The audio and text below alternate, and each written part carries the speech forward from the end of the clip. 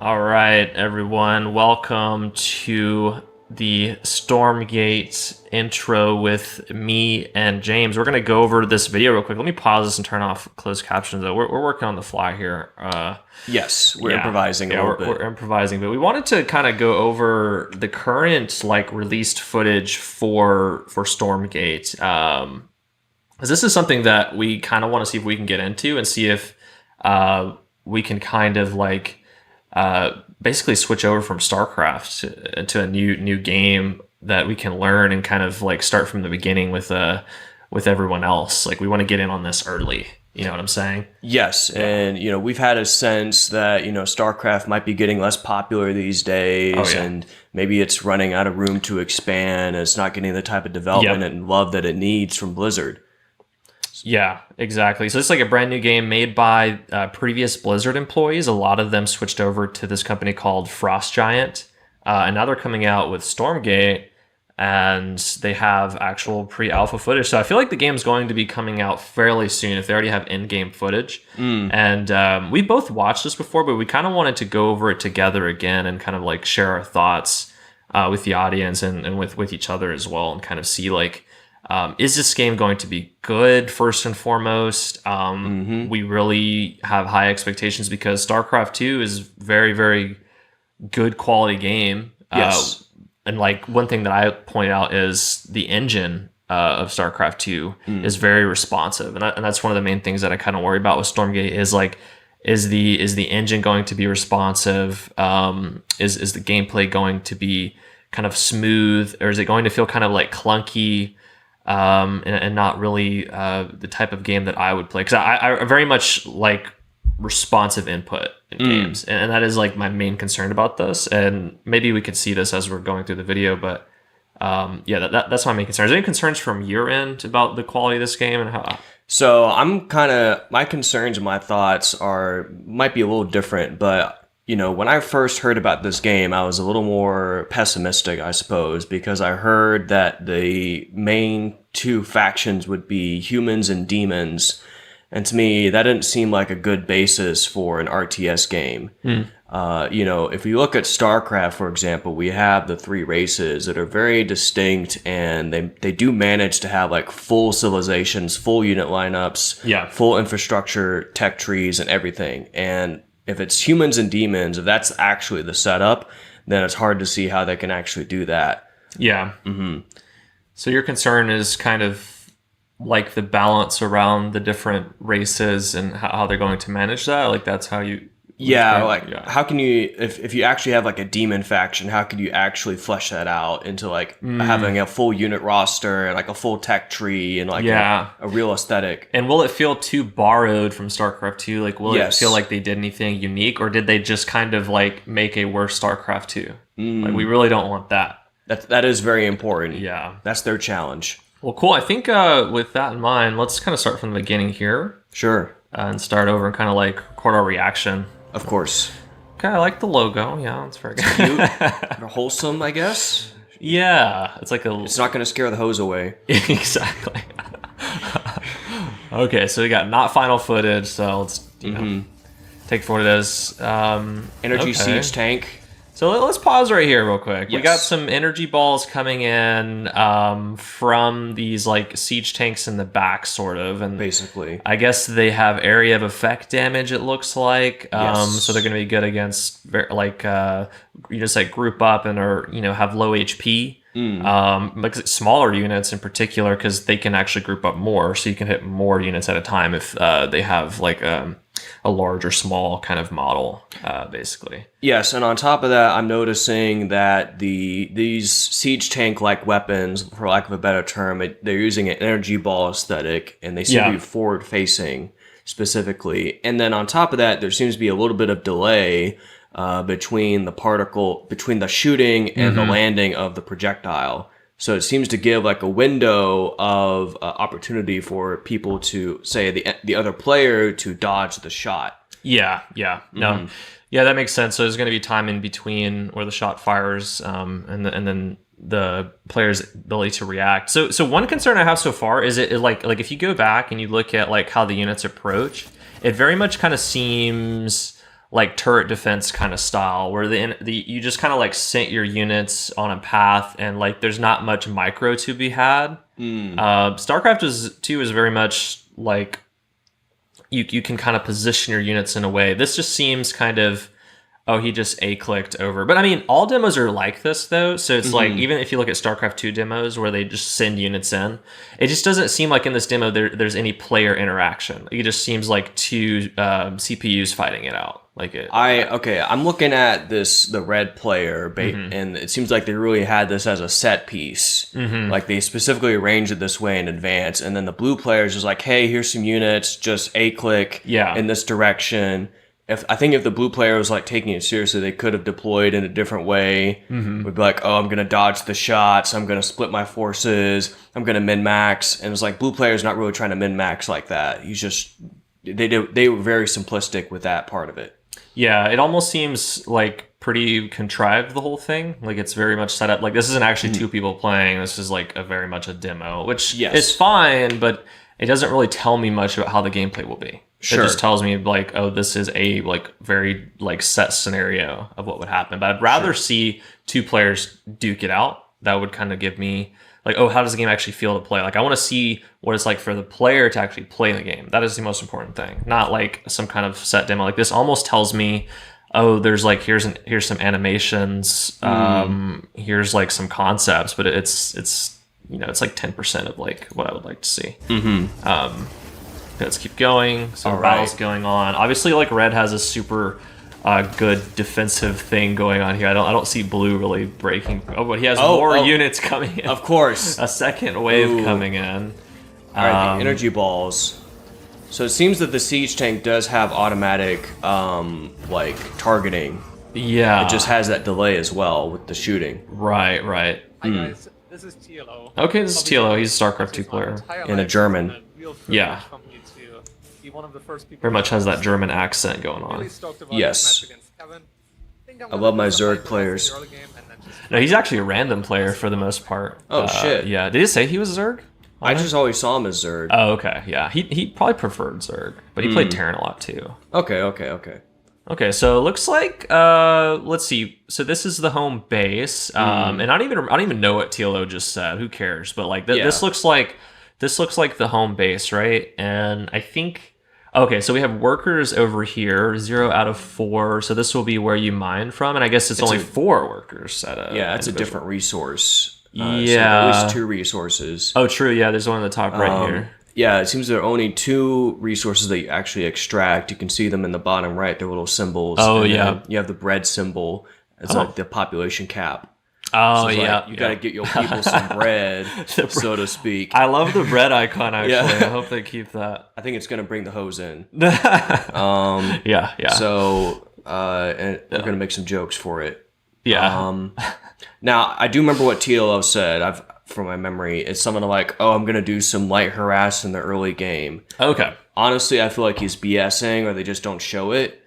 It's a 3-minute video. Do they even show light harassment? I don't even know. We have to see. I think they probably do if they're gonna let him say that. Okay, so we got 2 resources here, though. I guess this would be your minerals. This would be your gas, kind of equivalent. Like this is basically more. Yeah, it looks like you can have more than 4 miners at this one in the top right. Yes. Which is this first one here. Right. So it's like the same symbol. I call it a triangle, I guess. Yeah. And he's already collecting resources from that from the start, and then he has to build the one to get the gas. So this would be like your... So they're going secondary for the same thing as StarCraft there. Yes. For better or for worse. Yeah. So both of these factions might start with a scout. The little dog thing. I'll say the mining so far is less satisfying, but I'm okay with it. This reminds me of Empire Earth, actually, with a similar harvesting mechanic. Yeah. They have a mech swordsman. Yeah. So a dog running through some woods. The other player just says, okay, well, the scout, I guess that's the scout. Looks like a warrior from Dota. Yeah, it is a scout. I'm told, like... But it's not, interesting enough, it doesn't look like it was a worker that was a scout. So it's like you almost get a designated scout, maybe from the start, and you can build more or something like that. Or maybe one, like, they're on a timer, maybe. Yeah. But that is different than StarCraft. Where StarCraft 2, it's like you can use whatever unit you think you see fit for scouting, but they may have like designated scout units to promote scouting within the game. Because one thing in StarCraft is it's not so obvious that you should even scout, but if you have like literally a unit that's like in the description says a good scouting unit, use this to go, like that definitely makes it so like the casual players can like be better at the game. Yeah, there's a game called Age of Mythology based off Age of Empires had a similar mechanic where they would give you a free scout, and even Age of Empires they'd also give you a free scout or explorer. That makes a lot of sense. I'm not sure though if it's actually better for gameplay, because when you give people like too much instruction rather than like kind of mystery of what to do, that can kind of take away some of the complexities of the game. There's like a feeling of gratification that you get when you learn that you should scout when it's not so apparently obvious in the beginning. Like So if you tell me, it's like, okay, well, that doesn't like add anything to the gameplay. Now I'm just doing something that I was like kind of told to do, but I don't really like, I don't know, it seems very forced, just maybe what I'm trying to say. now I think that it's okay to at least provide a free scouting unit at the start of the game. So Age of Mythology and Age of Empires both do that. Now I think But there's no balance. Like you don't have to make a decision. Do I want more minerals or do I want to scout at this point? It's like always now I'm going to scout. So you've taken away that element of the game that I kind of like overall liked. Like I like the ability to be like, oh, I want to be greedy this game. I can keep my worker. Because I don't get a free scout, I have to actually make a choice. Now, the thing is, with those two games I mentioned, they kind of basically revolved some of the map design around the scout unit. Okay. So, for example, in those games, it would be like relics or artifacts that you could discover with your scout and specifically pick up with scouting units. Yeah. And then, like, you would get bonuses from grabbing them. Yeah. And so you're not just scouting to discover the enemy's build, you also have to discover the whole map. Like, in those games, you weren't shown the map in advance necessarily. The way you don't get like a gray preview like we do on this game. Yeah, and in that case, like if they didn't reveal the entire map, which in StarCraft 1 that's how it is. But it honestly, and then for better players, they would already have like no knowledge of the map and how it already is. They don't even need to see that once they get enough experience. But I don't know, man. I'm actually not a fan of that. I actually think you should either have an existing unit be a scout and take the hit for scouting rather than give free scouting. That's just my opinion, though. We'll see how it plays out. Sure. Seems like a losing situation for Red. Yeah. Okay, he is actually, he did micro these units a little bit. As you can see, like those Marines kind of took a step back. Let me go back to this point right here. Yeah, see how they kind of like are microing back there to kind of reset their position. Okay, so it seems like once we have like he's proper players in a match. Pretty bad economic Right. disadvantage. I'm gonna have to try some really sneaky tactics. Okay, so they tried to go through the trees and they couldn't. Familiar with. Yes. Perhaps, maybe So even that is an interesting thing. The terrain seems to take more of a play in this game, which I am a fan of that. There's a lot you can do with like terrain-based knowledge, and if you have more things that you can do with the map, that means you can add more content to the game that's interesting. Because today with like StarCraft maps, if you add a new map, you know it's going to kind of like work the same. It's just a different shape. This actually has like another element of like, oh, this map has trees. Oh, this map has ice. Oh, this map has rocks, or like, oh, there's rocks in StarCraft. But just adding more of those type of elements makes so the players have to like continuously like kind of adapt. Kind of like in Trackmania, where you have like dirt roads, ice roads, and you can have like a mix of them on the same map. So then you can create situations for players where like, oh, they're not used to transitioning. Like they're good on ice, they're good on dirt, but are they good at transitioning from ice to dirt? Like there's like a whole skill level that like you can actually create for the players, like a new aspect they've never seen before. Yes, so throw like, them off. You know, expanding what you were saying, the in StarCraft, it's like this typical design of like the raised platform and then a single ramp to get off. And I was like, that's such a repeated concept. Yes, like all the maps feel very much the same. It's just like, ooh, there's like it looks a little different, and I'm excited about that. Yeah, and I'm gonna bring in some more Age of Empires stuff. So Okay. Age of Empires had a huge drop off from version 2 to version 3. And one of the reasons was that in version 2 they would have a consistent wood line. So like the woods would kind of create their own walls. But in Age of Empires 3, they did some type of other technique of random generation. I forgot the proper word for it. But basically, it led to the trees having gaps in between. So people couldn't use the forest as a wall. Yeah. And it made it really annoying to build your base. And So it would be a random gap in between the trees? Yeah, Oh, like so you couldn't consistently do anything. You'd have to like figure out the gaps each time. So then it made it useless. Or you'd have to like build your wall like around the entire forest. Right. Or behind the entire forest. Or like have random little gap wall bits in between trees, which is it's just kind of stupid in practice. Right, yeah. Yeah. So I think I'm actually a fan of this. Like chopping down trees in video games is so freaking satisfying. Like RuneScape, RuneScape skill is literally based off that. Yes. Where you spend like thousands of hours to get to 99, probably less than 1,000. But like Exactly. it's just a lot of time, and it's like such a satisfying thing to do. So I'm a huge fan of the tree elements. That's Right. very cool. I'm surprised StarCraft didn't have this. Shit. Well, it's a space game, I guess. Who knows? Yeah. Okay, here's some drop. Okay, so this is a dropship that dropped off two of the big boys, and this is like TBT right now, right? So Yes. these are both the same races. Yeah. This is a cool. distinct unit. Yeah, some of the way the units move is very like there's not like a smooth transition. Like if you notice how glitchy that kind of looked when he like equipped the machine gun, little things like that throw me off actually a lot. Like I care about that stuff a lot. It can't feel like everything is clunky and not. I think kinda I see it. You know what I mean? It's like a restarted. yeah. animation. It's like they have like different animations that bleed into each other, and then like the next animation actually started from the wrong point. So like Right. reset back to where that animation. So they, like little things like that. I'm hoping they probably know that, and like they're just trying to get some footage out. But I don't know, man. Like I probably would have fixed little things like that before I released footage. But they could have a strategy where they're thinking like, okay, we just want to see like what people think in case we need to change directions real quickly. So they're like, Sure. yeah. So that's cool. You can drop those guys off and kind of like they have high HP, so you can get them out of there. Okay, looks like he's gonna pick him up, yeah, and then just run away. Yeah, this mech unit doesn't have a direct equivalent in the Terran faction, at least. Forward to hopefully dealing with Yeah, I know people would like micro siege tanks and stuff like that with the medevac.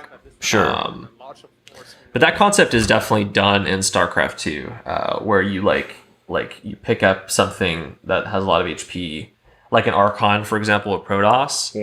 This would be like similar to the Archon, where you kind of like micro it and let the shields regen while it's inside the dropship, and then like you send out another one in the meantime and kind of like micro them back and forth. Right. Well, and I think I'll be able to out micro him here. He has the most static mech army, I believe. He's gonna out micro. Okay, siege tank. Wow. Hey, notice I Yes. actually put down the trees. Yes, Actually that cut is down the trees. that is a very important thing. Like, so this unit, like some units can break down trees, and some units are just can't do anything with the tree. And also, I noticed that this unit wasn't able to do that earlier, or he at Yeah. least chose not to. Yeah. Which implies either he had a strategic reason not to go through cut down the trees, or he had to unlock that ability through research. That's true. Yeah. Earlier, he just didn't do it when he like wanted to because they were actually retreating. So Yes. why wouldn't you just? Yeah, there's Keep either going, I a strategic guess. reason or yeah, dude, you have to get the ability later. through some- technological research requirement. Yeah, exactly. Yeah. Path of I noticed that the blue guys are still pathing over the tree stumps instead of through the trees.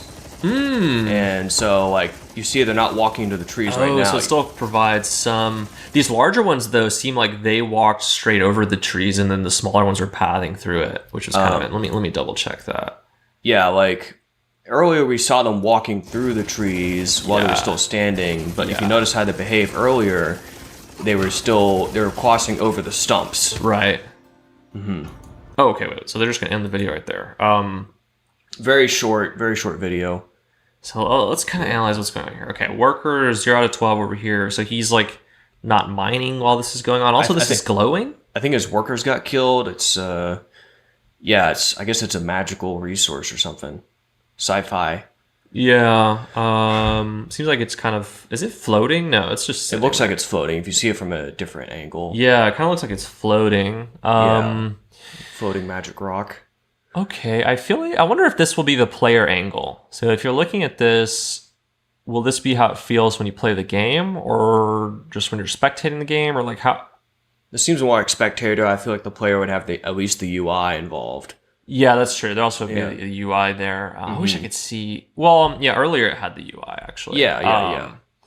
Okay, so there's turrets set up here. Yeah. So you had defense. I wonder if these came with the base or like. I think you had to build them. I saw him building these earlier. Yeah, I wonder if you can build them in any spot you want. It seems like it. Okay. But each one is neighboring a building or a tree. Yeah, look how close you can place these, like right next to this.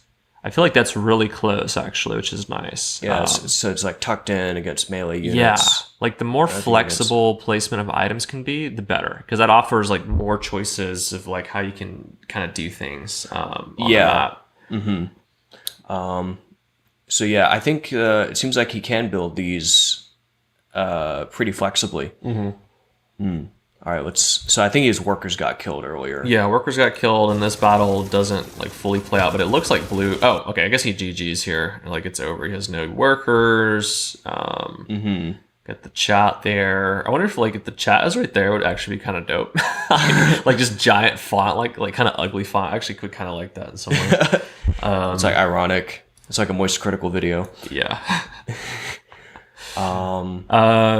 Vulcan, so the unit's called a Vulcan, I guess. No, that's the swords unit. That's the sword unit. What are these things down here? This indicates like some of its abilities, probably, or its traits. Yeah, like it gets +1 to whatever or something, or it gets this bonus, or it has this ability, whatever. And then some of them are grayed out. Like this one is not grayed out at all.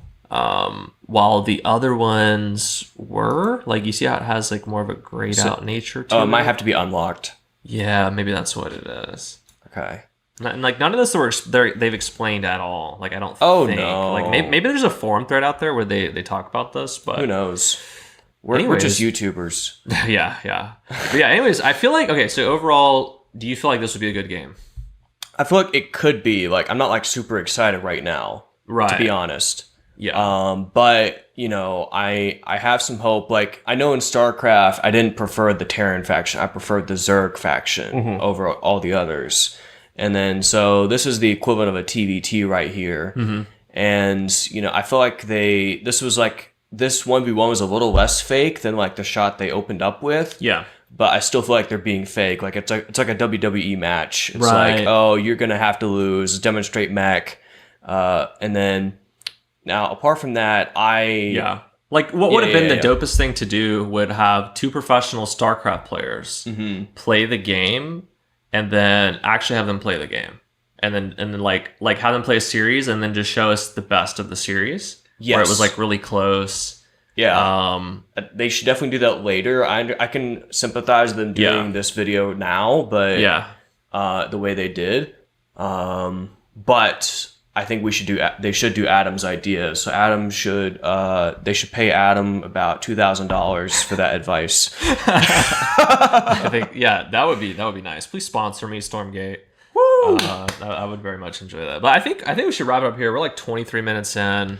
Any other thoughts about this? I think we can just go on forever, like honestly. But all right, so this is a bit different. But you know, one thing about StarCraft is I don't care. I care about some different things. So I care about how it makes me think about the future. It makes me care about aesthetics and like the future of humanity. And I believe like Terran, Zerg, and Protoss represent like 3 different versions of the future of humanity, or 3 different aspects of humanity and life. Okay.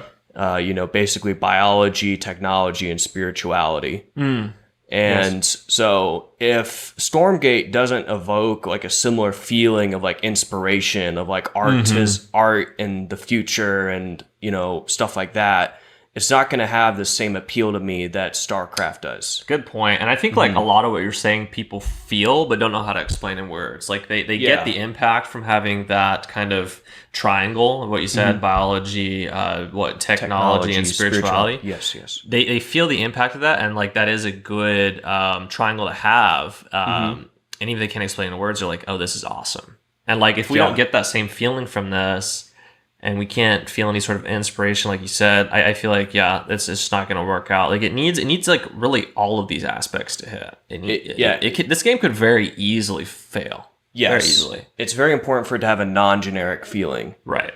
It does feel generic, doesn't it? That's a risk. That's really a risk right now. That is probably its biggest issue, is how generic it feels. Like if it really, like if I was really into the art style or like really into the story of it, that would help a lot of what's going on right now. Yes. And honestly, like looking at reviews, I think people are being way too optimistic about this game. Like if I'm just looking at like Tasteless, what he's saying, like he's like, I think the game's going to be good, but like it's also very much in his best interest for this game to be good. Like it's good for him for the career. He almost kind of has rose-colored goggles on when he's looking at this. I don't feel like he's really being fair, because if you look at StarCraft 2 gameplay, it looks way better than this. Even their alpha footage, I would guarantee, looks better than this. And that was made like how many years ago? 10 years at this point? 13, 15. So how is a game that is 13 years older have better graphics, better mechanics, better story than this game? And how can we say that this game would ever surpass it? The only thing it has is the new factor, if we're being quite honest. So on that point, we got like two things I want to add. So like we said, we have this whole optimism. So like there's been this problem, not just with StarCraft, but for RTS in general, of like it not being popular enough, or this feeling that like it's outdated, or it's not getting the same support and love that it used to, the same popularity. Like Age of Empires used to be a super popular franchise, and it's not right now. And StarCraft seems to be having a similar problem. Yeah. And so there was this hope, like, okay, maybe a new game could revive it. Yeah. Maybe if these guys they're on the right path, they have the expertise, but they separated from the company. Blizzard company is like on the wrong path. They're neglecting the righteous path of the RTS. And so like we as the RTS fans, like we had this hope, like, okay, I'd love to see a new game that's like actually good, like, and stuff like that. Yes. So we had all this hope and all this need for something new, something good to come. So we wanted this to be good. And I still hope for it to be good. It's just, I am seeing all these issues that we just talked about, today. Yeah. And a lot of this is, I think, very hope-based, and you can see it in the community.